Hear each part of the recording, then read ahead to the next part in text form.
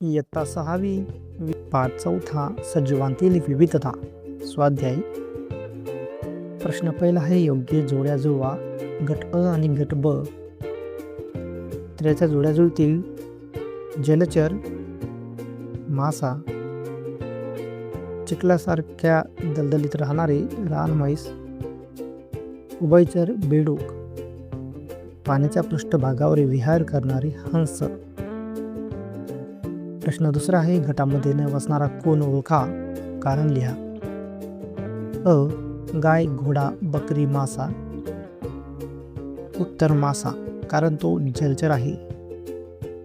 ब आंबा, पिंपळ, पेरू, कोथिंबीर. कोथिंबीर कारण ती भाजीपाला आहे. क कांगारू, चित्ता, झुरळ, हरिण. झुरळ कारण तो कीटक आहे. ड मूग, ज्वारी, गहू, बाजरी. मूग कारण ते कडधान्य आहे.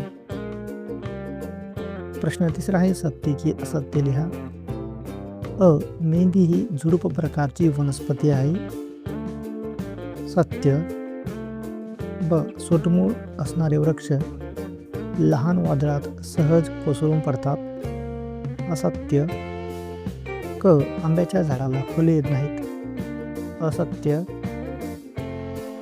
ड पांढरी अस्वले वाळवंटात असतात. असत्य. ई काही जातींचे साप उभयचर असतात. असत्य.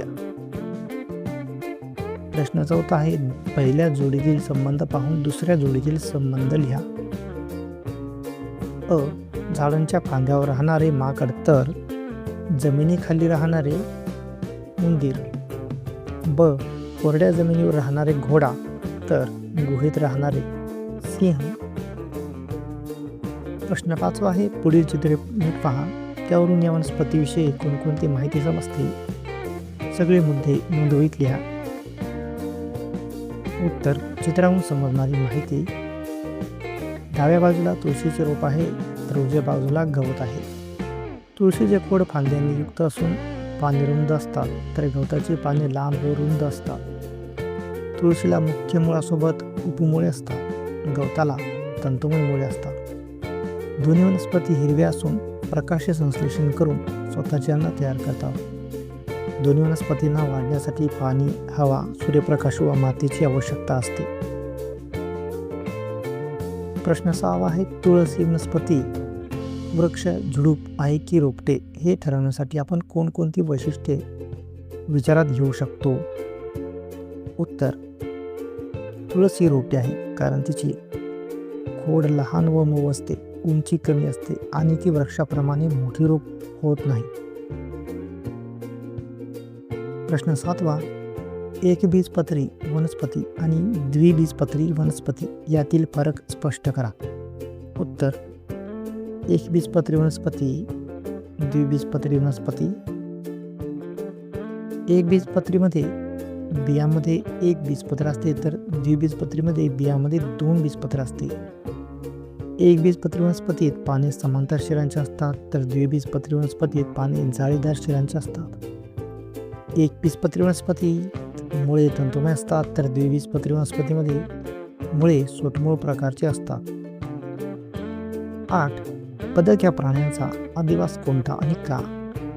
उत्तर बदकाचा अधिवास पाणथळ प्रदेश आहे कारण ते पाण्यात पोहते व तेथेच अन्न मिळवते. प्रश्न 9 तुमच्या परिसरातील किमान 5 प्राण्यांचे निरीक्षण करा आणि त्यांचा अधिवास निश्चित करा. उत्तर गाय, गोठा, कुत्रा, घराभोवती मानवी वस्ती, चिमणी, झाडे, घरटे, बेडूक, तळे, पाणथळ जागा, मासा, नदी, तळे. उपक्रम आसपासच्या परिसरात बदल झाल्याने काही प्राण्यांचे तेथे जगणे अवघड होते, त्यांची संख्या कमी होऊ लागते. अशा प्रकारे महाराष्ट्रातून नाहीसे होण्याचा धोका असलेल्या काही प्राण्यांची चित्रे आणि माहिती मिळवा, ती लिहून ठेवा. तर मित्रांनो या पद्धतीने हा तुम्ही उपक्रम पूर्ण करू शकता. यामध्ये आणखी काही चित्र तुम्ही जोडून त्याची माहिती लिहू शकता.